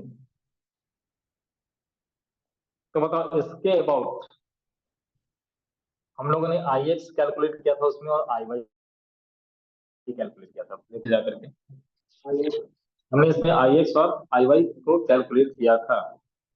ठीक है, ये था आई वाई और ये था आई एक्स। ठीक है, ये आई एक्स था, एक्स एक्सिस के लॉस। तो ये आई एक्स था और ये आई वाई था। तो इन दोनों के वोट हम लोग कैलकुलेट कर चुके हैं। क्या लिखा था इसमें? यहाँ पे लिखा था हम लोगों ने एम एल स्क्वायर बाई 12 और उधर में m b square by 12, right. तो अभी क्या करूं? दोनों का एडिशन करना है, ठीक है। दोनों का एडिशन करना है क्योंकि अभी हमें जेड एक्सेस का वोट निकालना है। तो अगर आई एक्स और आई वाई, आई एक्स हमें पता है कितना है, कितना है m इंटू आई एक्स ये है, तो m into b square by 12। और आई वाई अगर पूछा जाएगा तो m into l square by 12, right. और आई जेड अगर पूछा जाएगा इस दोनों के परपेंडिकुलर, तो ये इन दोनों का सम, तो m b square by 12 plus m l square by 12। ये आ चुका है, m बाई 12 को बाहर निकालेंगे, बी स्क्वायर प्लस एल। ये है moment of inertia about centre of mass and perpendicular to the plane. जिस प्लेन में इसको रखा गया है उस प्लेन के परपेंडिकुलर आई जेड, ठीक है। तो ये सब कहाँ से आ रहा है? एप्लीकेशन से। किसके एप्लीकेशन से? तो जो हम लोगों ने परपेंडिकुलर एक्सिस थ्योरम पढ़ा है उसके एप्लीकेशन से, I Z equal to I x plus I y. हम लोगों ने क्या पढ़ा है?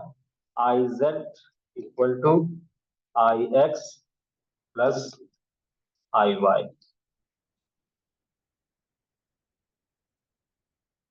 ठीक है।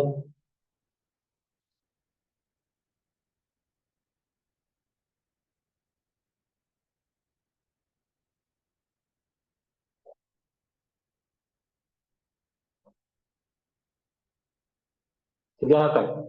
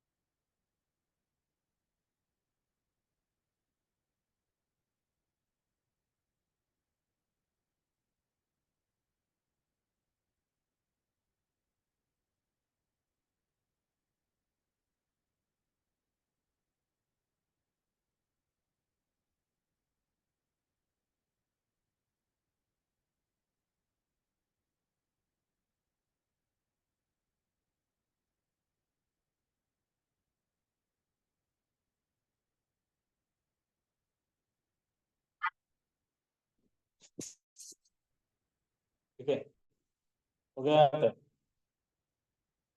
अब ये बताओ, अगर मैंने पूछा कि किसी स्क्वायर प्लेट का मोमेंट ऑफ इनर्शिया क्या होगा, एक्स एक्सिस के अबाउट, वाई एक्सिस के अबाउट और जेड एक्सिस के अबाउट, ठीक है। Point MOI, moment of inertia, ठीक है, of a uniform square plate.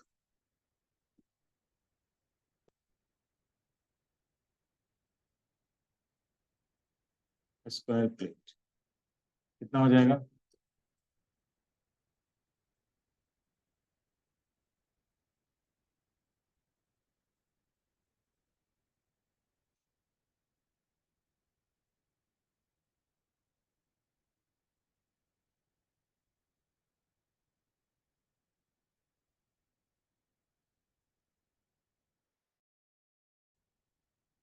ये मैंने आई एक्स लिख दिया, ये आई वाई और आई जेड तीनों के अबाउट निकाला, ठीक है। कैलकुलेट करके बताओ।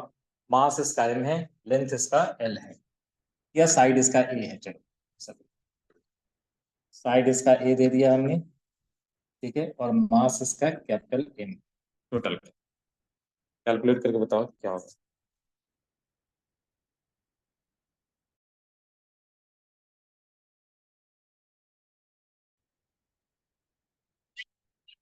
क्या है आंसर? बताओ। हाँ, बिल्कुल सही। एम स्क्वायर बाई 6, इसमें किसके अबाउट? जेड एक्सेस के अबाउट, बात सही। जेड एक्सेस के अबाउट हम लोगों ने उधर में लिखा था कुछ ऐसा, m into l plus b m into l square plus b square by 12 ऐसा लिखा था। यहाँ तो एल और बी दोनों equal, m into A square plus A square by 12, 2 into M A square by 12, ये कैंसिल होकर के हो चुका है, एम ए स्क्वायर बाई 6। ठीक है, तो moment of inertia about Z axis M A square by 6। ठीक है, और अगर पूछा जाएगा इसके अबाउट एक्स एक्सिस के अबाउट कितना है, तो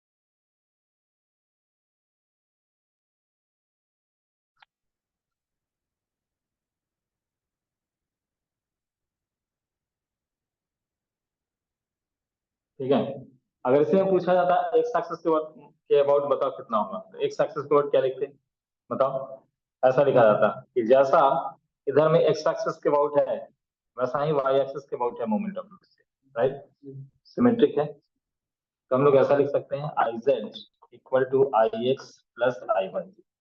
और अगर ये सिमेट्रिक है तो आई एक्स और आई आई वाई को भी हम आई एक्स लिख सकते हैं equal to I Z. So I Z equal to 2 of I x.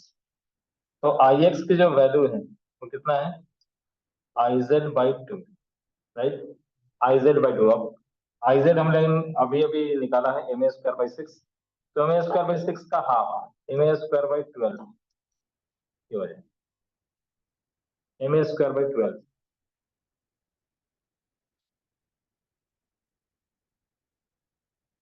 ठीक है, M A square by 12।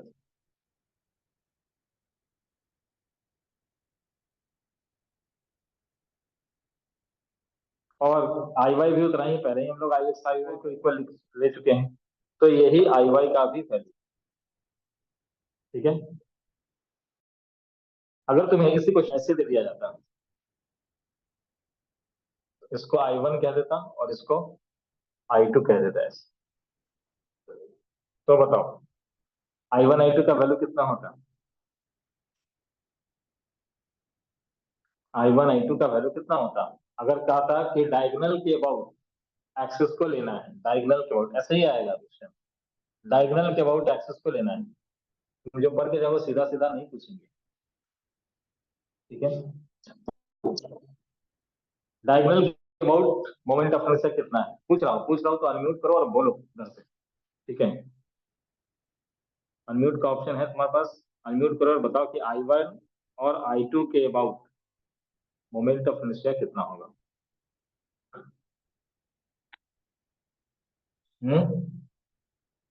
I1 I2 के अबाउट मोमेंट ऑफ इनर्शिया कितना होगा?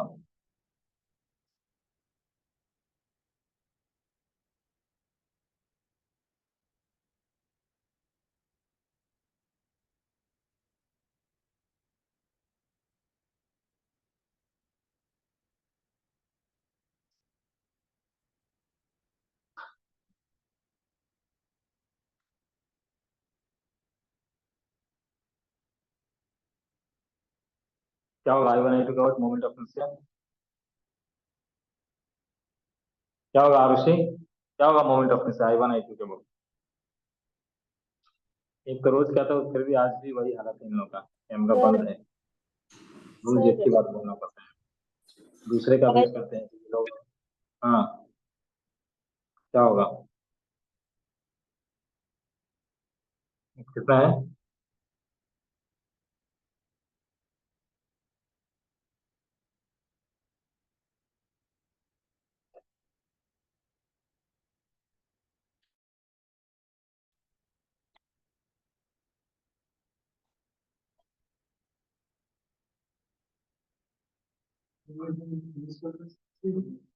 निवेश कर भाई,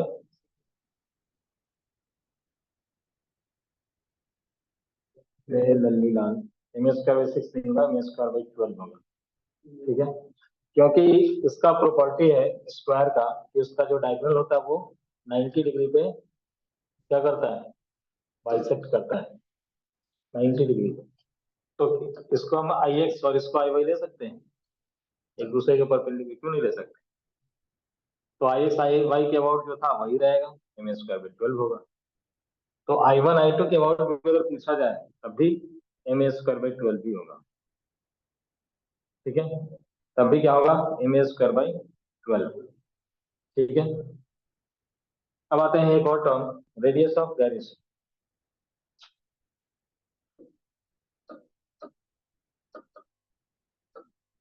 radius of gyration, radius of gyration किसको कहते हैं?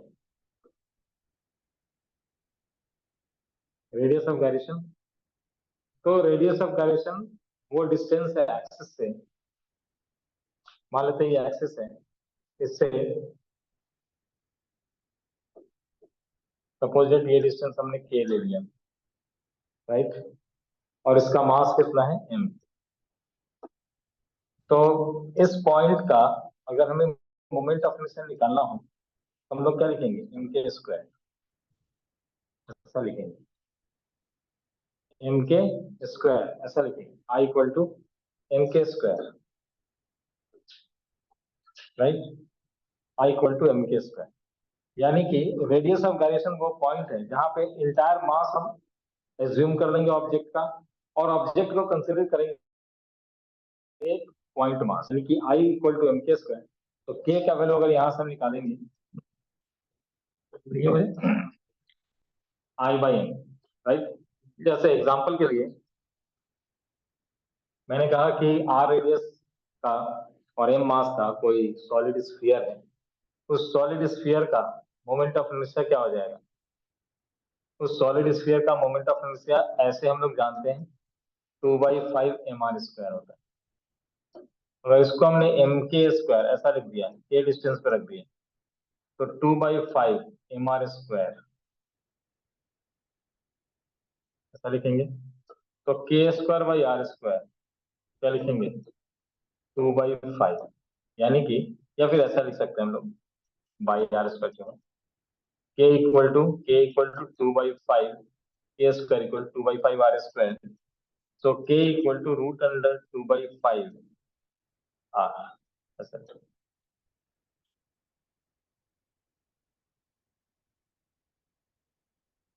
रूट अंडर 2/5 आर ऐसा लिखेंगे।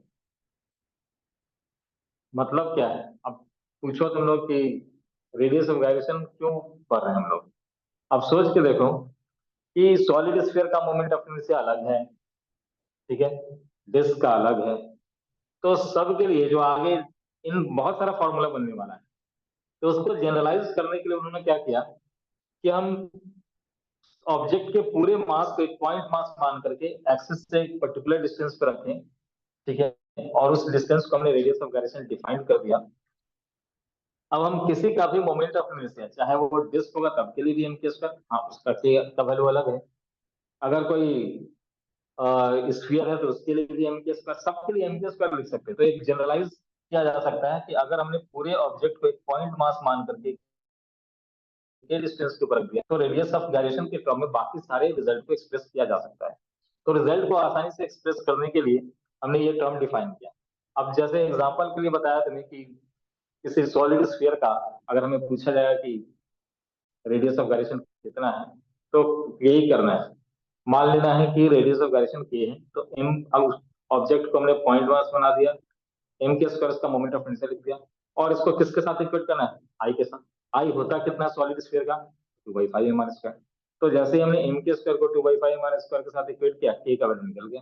यानी इतने डिस्टेंस पे अगर ऑब्जेक्ट के को पॉइंट मास बनाकर रखेंगे तो उसका मोमेंट ऑफ इनर्शिया भी सॉलिड स्फीयर के मोमेंट ऑफ इनर्शिया के इक्वल होगा, ठीक है। उसी तरह से अगर किसी हॉलो स्फीयर या डिस्क, डिस्क का रेडियस ऑफ गायरेशन अगर निकालना हो, ठीक है, डिस्क का, डिस्क के लिए अगर रेडियस ऑफ गायरेशन निकालना हो तो ऐसे लिखेंगे M K square equal to, disc का हो जाता है mr²/2, तो डिस्क के आई के साथ इक्वेट कर दिया, एम के स्क्वायर को डिस्क के आई के साथ इक्वेट किया सेंटर ऑफ मास के वक्त, तो यहाँ से एम वाला टर्म कैंसिल, ए का वैल्यू r/√, ठीक है।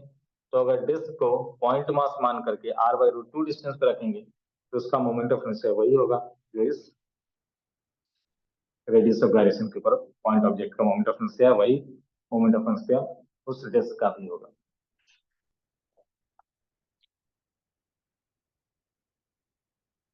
ठीक है। क्लियर है यहाँ तक? अब इसे सब का एक लिस्ट दिया गया है यहाँ, वो लिस्ट तुम्हें आसानी से समझ में आएगा कि ये लिस्ट बनाया कैसे है।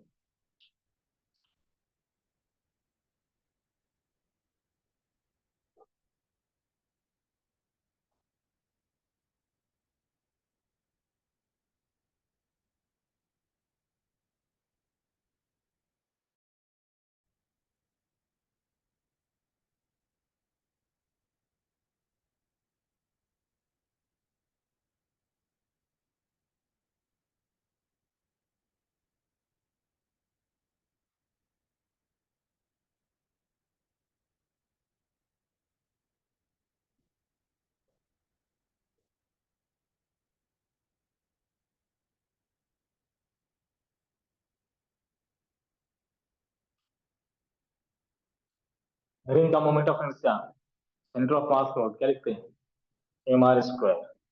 रेडियस ऑफ गायरेशन पूछा जाएगा तो क्या लिखेंगे, रेडियस ऑफ गायरेशन, तो mr² को एम के स्क्वायर के साथ इक्वेट करेंगे, एम वाला टर्म कैंसिल होगा, आर का वैल्यू के इक्वल होगा, ठीक है। अबाउट द डायमीटर, डायमीटर के अबाउट अगर पूछा जा रहा है ऐसे X X prime Y Y prime, तो बताया था जेड के अबाउट जो होगा आई एक्स आई वाई दोनों सम मिला करके होगा उसके इक्वल, ठीक है। तो डायमीटर के अबाउट अगर हम लोग निकालेंगे तो कैसे निकालेंगे बताओ, ये जेड एक्सिस को mr² है, तो mr² equal to I x plus I Y, और आई एक्स आई दोनों इक्वल है, तो 2ix equal to mr², I X equal to mr²/2, ठीक है। अब इसका अगर रेडियस ऑफ सर गायरेशन कहा जाए तो, हाँ बोलो सर मुझे। रेडियस ऑफ गायरेशन निकालने का मतलब फायदा क्या है, मतलब यूज क्या है? वो यूज में बताया था उसमें तुम कहाँ थी, मैंने यूज बताया ना कि क्यों यूज करते हैं उसको। इतना सारा ऑब्जेक्ट है, सबका मोमेंट ऑफ इनर्शिया अलग अलग आएगा, तो इतने सारे के लिए उतना सारा फॉर्मूला हम लोग लिखेंगे, जहाँ पे मोमेंट ऑफ इनर्शिया आएगा इतना सारा फॉर्मूला लिखेंगे नहीं। तो उसके लिए हमने एक कॉमन टर्म डिफाइन किया, और आई को एम के स्क्वायर डिफाइन कर दिया कि अब चाहे ऑब्जेक्ट जैसा भी हो, हम जहां पे भी आई की जरूरत होगी हम एम के स्क्वायर पुट करेंगे, और के का वैल्यू वापस ऑब्जेक्ट जैसा होगा, रिक्वायरमेंट क्वेश्चन का रिक्वायरमेंट जैसा होगा, उस के को हम वहां पर सब्स्टिट्यूट करके ओरिजिनल मोमेंट ऑफ इनर्शिया निकालेंगे।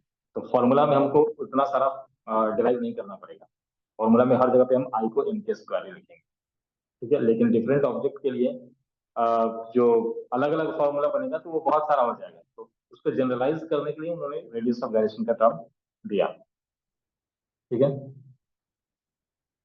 इसके अबाउट मोमेंट ऑफ इनर्शिया क्या है, तो mr स्क्वायर। अब किसी को पैरेलली शिफ्ट कर दिया r डिस्टेंस पे, ठीक है, तो इस बार mr square plus mr square 2mr square, ठीक है, ये 2mr स्क्वायर हो चुका है। अब इसका अगर रेडियस ऑफ गायरेशन पूछा जाए तो m के स्क्वायर के साथ इक्वेट करेंगे, m वाला टर्म कैंसिल, k का वैल्यू √2r, ठीक है।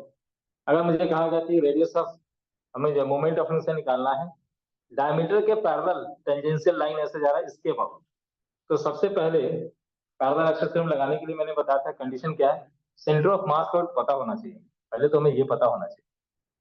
तो अगर हम इसके बारे में सोचें, जहाँ पे मैंने रेड लाइन ड्रॉ किया है, तो ये है एक्सिस के अबाउट, डायमीटर के अबाउट, तो इसका जेड एक्सिस का कितना होता है, mr स्क्वायर बाई, आ गया mr स्क्वायर बाई 2 होता है जेड एक्सिस के अबाउट। अब ix और iy दोनों मिला करके, दोनों एक जैसा है, ix और iy दोनों मिला करके iz हो रहा है, तो 2ix इक्वल टू iz है, तो ix की वैल्यू कितनी है या iy की वैल्यू कितनी है, iz बाई 2, iz कितना है mr स्क्वायर, उसका हाफ करेंगे तो mr स्क्वायर बाई 2 आएगा, ठीक है। किसके अबाउट निकल गया, डायमीटर के अबाउट mr स्क्वायर बाई 2। अब मुझे करना है पैरेलल एक्सिस थ्योरम अप्लाई करना है, क्योंकि ये टेंजेंशियली ऐसे जा रहा है, तो mr स्क्वायर r डिस्टेंस ले, तो mr square by 2 centre of mass के अबाउट आया, डायमीटर के अबाउट, प्लस मैंने पैरेलल एक्सिस थ्योरम अप्लाई किया, md स्क्वायर, d की जगह पे कितना लिखेंगे r, तो mr स्क्वायर, तो ये कितना हो चुका है 3/2 mr स्क्वायर, ये लिख रहा है, ठीक है। अब इसको अगर हम रेडियस ऑफ गायरेशन यहाँ से कैलकुलेट करना चाहेंगे तो √3/2 इंटू r, ये हो जाएगा इसका k का वैल्यू, ठीक है। ये क्या वैल्यू कितना हो चुका है,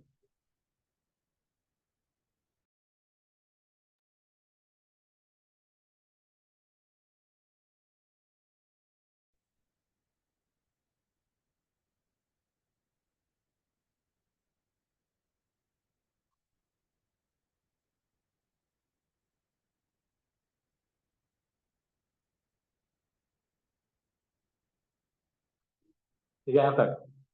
उसी तरह से इसके अबाउट डिस्क के लिए हम लोग जानते हैं mr स्क्वायर बाई 2 होता है सेंटर ऑफ मास के अबाउट, लेकिन डायमीटर के अबाउट अगर निकालना हो तब mr स्क्वायर बाई 2 का हाफ, वही iz बाई 2 हो जाएगा ix iy के अबाउट, iz बाई 2, तो iz है mr स्क्वायर बाई 2, उसका हाफ करेंगे तो mr स्क्वायर बाई 4 होगा। तो डायमीटर के अबाउट अगर पूछा जाएगा तो mr स्क्वायर बाई 4 डिस्क के डायमीटर के अबाउट। नहीं, अगर मुझे पूछा कि टेंजेंशियल लाइन ऐसे जा रहा है, डायमीटर के अबाउट तो पता हो चुका है mr स्क्वायर बाई 4, अब इसको r डिस्टेंस शिफ्ट करें तो प्लस ऑफ mr स्क्वायर, तो mr square plus of mr square तो 5/4 mr स्क्वायर, इसके अबाउट आ गया। तो ऐसे ही एक सिचुएशन देंगे, ठीक है। नहीं, अगर हमें ऐसे परपेंडिकुलरली इसको शिफ्ट करना है ऐसे टेंजेंशियल, तो उसके से सीधा mr square by 2 plus of mr square 3/2 mr square, ठीक है। रेडियस ऑफ गायरेशन कहेगा तो इनके स्क्वायर के साथ इक्वेट कर देंगे। एनुलर डिस्क अगर हो तो दो रेडियस इसमें r1 r2, बीच में ऐसे कट लगा है, तो इंटरनल रेडियस और एक्सटर्नल रेडियस, ठीक है, इंटरनल रेडियस और एक्सटर्नल रेडियस, इन दोनों का हम स्क्वायर करेंगे, r1 स्क्वायर प्लस r2 का स्क्वायर अंडर रूट, ठीक है। तो ये आ जाएगा इसका moment of inertia about the diametric axis, तो m/4 into r1 square plus r2 का square root under r1 square plus r2 square by 2, ऐसा लिखेंगे। अब आया है डायमीटर के अबाउट, इसमें सॉलिड स्फीयर के लिए तो कोई बात ही नहीं है, इसके अबाउट करो या इसके अबाउट करो, हर तरफ से एक जैसा है, 3 dimensional object 2/5 mr square diameter के अबाउट, ठीक है। अगर इसको टेंजेंशियली ऐसे एक्सिस को पैरेलली शिफ्ट कर दिया ऐसे, मतलब सरफेस से अब टेंजेंशियली निकल रहा है, तो प्लस ऑफ mr स्क्वायर हो जाएगा, इसके साथ प्लस mr स्क्वायर होगा, तो 7/5 mr स्क्वायर, ठीक है। तो जो भी ये चार्ट में दिया गया है वो आसानी से कैलकुलेट हो जाएगा, ठीक है। आज के लिए हम लोग यहीं तक रखते हैं, ठीक है। नेक्स्ट क्लास में फर्दर इसके आगे डिस्कस करेंगे। ऐसे सब लोग के पास एलन का मैथ है, एलन के मैथ में ये चीज दे रखा है, एक टेबल बना करके दे रखा है, नहीं हुआ तो बताना, मैं ये मैथ शेयर कर दूंगा ग्रुप में, नोटिस